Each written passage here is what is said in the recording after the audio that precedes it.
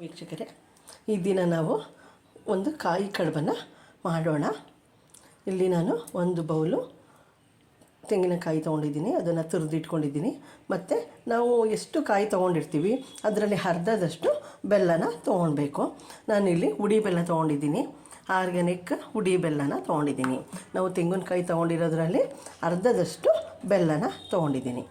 ಈಗ ಮೊದಲಿಗೆ ಒಲೆಯನ್ನು ಆನ್ ಮಾಡಿ ಒಂದು ಬಾಣಲಿನ ಇಟ್ಟಿದ್ದೀನಿ. ಈಗ ಅದಕ್ಕೆ ತುರಿದಿರುವಂಥ ತೆಂಗಿನಕಾಯಿನ ಹಾಕೋಣ.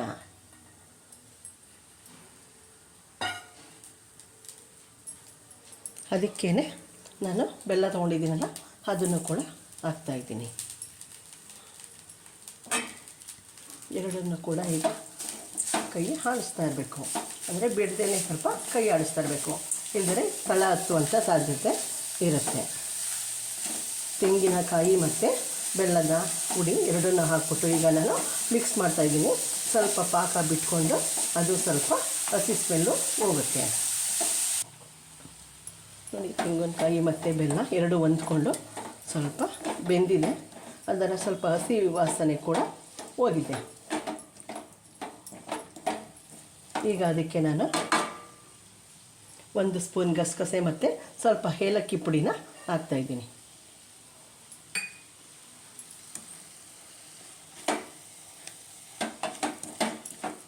ಎಲ್ಲ ಹೊಂದ್ಕೊಳ್ಳೋ ರೀತಿ ಮಿಕ್ಸ್ ಮಾಡೋಣ.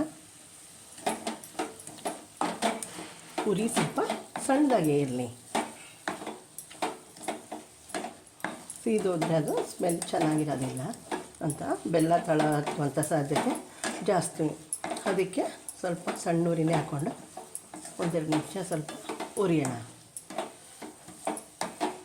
ನೋಡಿ, ಈಗ ಎಲ್ಲ ಹೊಂದ್ಕೊಂಡು ಬೆಂದು ಚೆನ್ನಾಗಿ ರೆಡಿಯಾಗಿದೆ. ಈಗ ಇದು ಸ್ವಲ್ಪ ಆರಬೇಕು. ಇದಕ್ಕೆ ಈಗ ಸ್ವಲ್ಪ ಕಡುಬು ಮಾಡೋದಕ್ಕೆ ಸ್ವಲ್ಪ ಅಕ್ಕಿ ಹಿಟ್ಟು ಹಾಕ್ಬಿಟ್ಟು ಹಿಟ್ಟನ್ನು ರೆಡಿ ಮಾಡ್ಕೊಳ್ಳೋಣ. ಈಗ ಒಲೆ ಆರಿಸ್ತಾಯಿದ್ದೀನಿ.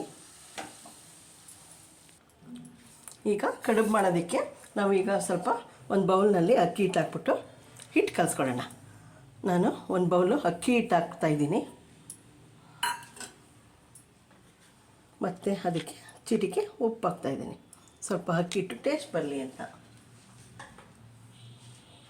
ಈಗ ಅದಕ್ಕೆ ನೀರೆಷ್ಟು ಬೇಕು ನೋಡಿ ಹಾಕ್ಕೊಂಡು ಕಲಿಸ್ಕೊಡೋಣ. ಅಂದರೆ ಅದು ಸ್ವಲ್ಪ ತೆಳುನೇ ಇರಬೇಕು ಅಕ್ಕಿ ಹಿಟ್ಟು. ನಾನು ಇದನ್ನು ಈಸಿ ಮೆಥಡ್ಲಿ ತೋರಿಸ್ತಾ ಇರೋದು, ಅದನ್ನು ಕುದಿಸಿ ಎಲ್ಲ ಮಾಡ್ತಾ ಇಲ್ಲ. ನಾನು ಒಲೆ ಮೇಲೆ ಇಟ್ಟು ಸುಮ್ಮನೆ ಸ್ವಲ್ಪ ಅಕ್ಕಿ ಹಿಟ್ಟು ಸ್ವಲ್ಪ ಉಪ್ಪು ನೀರು ಹಾಕಿ ಅದನ್ನು ಹಿಟ್ಟನ್ನ ಮಿಕ್ಸ್ ಮಾಡ್ಕೊತಾ ಇದ್ದೀನಿ. ಈಗ ನೋಡಿ, ಅಕ್ಕಿ ಹಿಟ್ಟು ಸ್ವಲ್ಪ ಉಪ್ಪು ಸ್ವಲ್ಪ ನೀರು ಹಾಕಿ ಈ ರೀತಿ ತೆಳ್ಳಗೆ ಕಲಿಸ್ಕೊಂಡಿದ್ದೀನಿ.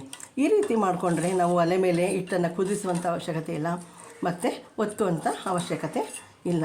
ಈ ರೀತಿ ಈಗ ತೆಳ್ಳಗೆ ಅಂದರೆ ನೀರು ದೋಸೆಗಿಂತ ಸ್ವಲ್ಪ ಗಟ್ಟಿ ಇದೆ ಹಿಟ್ಟು. ಈಗ ಇದನ್ನು ಬಾಳೆ ಎಲೆ ಮೇಲೆ ಸ್ಪ್ರೆಡ್ ಮಾಡ್ಕೊಳ್ಳೋಣ.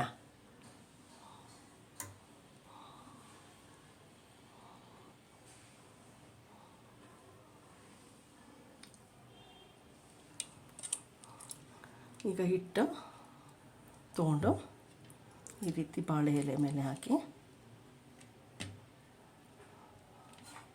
ಸ್ವಲ್ಪ ತಿಕ್ಕಾದರೂ ಪರವಾಗಿಲ್ಲ, ಮಂದಾದರೂ ಪರವಾಗಿಲ್ಲ, ಚೆನ್ನಾಗಿರುತ್ತೆ ಅದು ಟೇಸ್ಟು ಕೂಡ. ಸ್ವಲ್ಪ ಹಿಟ್ಟು ಅಕ್ಕಿ ಹಿಟ್ಟು ಜಾಸ್ತಿ ಸಿಗುತ್ತೆ ಅಷ್ಟೇ. ಈಗ ಅದಕ್ಕೆ ನಾವು ಮಾಡ್ಕೊಂಡಿದ್ವಲ್ಲ ಕಾಯಿ ಮತ್ತು ಬೆಲ್ಲದ ಸ್ವೀಟು, ಅದನ್ನು ಹಾಕೋಣ. ಹಾಕಿ ಈ ರೀತಿ ಬಾಳೆ ಎಲೆಯನ್ನು ಈ ರೀತಿ ಫೋಲ್ಡ್ ಮಾಡಬೇಕಷ್ಟೇ. ಈ ರೀತಿ ಫೋಲ್ಡ್ ಮಾಡಿ ಇದನ್ನು ಇಡ್ಲಿ ತಟ್ಟೆ ಮೇಲೆ ಇಡೋಣ. ನೋಡಿ, ಒಲೆ ಮೇಲೆ ಇಡ್ಲಿ ಪಾತ್ರೆನ ಇಟ್ಟು ಅದಕ್ಕೆ 1 ಲೋಟ ನೀರು ಹಾಕ್ಬಿಟ್ಟು ಒಲೆ ಆನ್ ಮಾಡಿದ್ದೀನಿ. ಈಗ ನಾವು ಇಲ್ಲಿ ಬಾಳೆ ಎಲೆಗೆ ಹಾಕಿದ್ದೀವಲ್ಲ ಅದನ್ನು ಒಂದು 10 ನಿಮಿಷ ಹವೆನಲ್ಲಿ ಬೇಯಿಸೋಣ. ಈಗ ಹಾಕಿ ಇಟ್ಟಿದ್ದೀನಿ. ಈಗ ಅದನ್ನು ಒಂದು 10 ನಿಮಿಷ ಒಲೆಯಲ್ಲಿ ಬೇಯಿಸೋಣ. ಒಂದು 10 ನಿಮಿಷ ಅದು ಬೇಯಬೇಕು. ನೋಡಿ, 10 ನಿಮಿಷ ಬೆಂದು ಈ ರೀತಿ ಕಡುಬು ರೆಡಿಯಾಗಿದೆ. ಇದು ಈಸಿ ಮೆಥಡ್, ಅಂದರೆ ಒತ್ತೋಂಗಿಲ್ಲ ಮತ್ತು ಹಿಟ್ಟನ್ನು ಬೇಯಿಸುವಂಥ ರೀತಿ ಇಲ್ಲ. ಸುಮ್ಮನೆ ಬಾಳೆ ಎಲೆ ಮೇಲೆ ಹಿಟ್ಟನ್ನು ಸವರ್ಬಿಟ್ಟು ಮಾಡಿರುವಂಥದ್ದು ಸ್ವೀಟ್ ಕಾಯಿ ಕಡುಬು ರೆಡಿಯಾಗಿದೆ ತಿನ್ನೋದಕ್ಕೆ. ನನ್ನ ಈ ವಿಡಿಯೋ ಇಷ್ಟ ಆದಲ್ಲಿ ಸಬ್ಸ್ಕ್ರೈಬ್ ಆಗಿ, ಶೇರ್ ಮಾಡಿ, ಲೈಕ್ ಮಾಡಿ. Okay, thank you.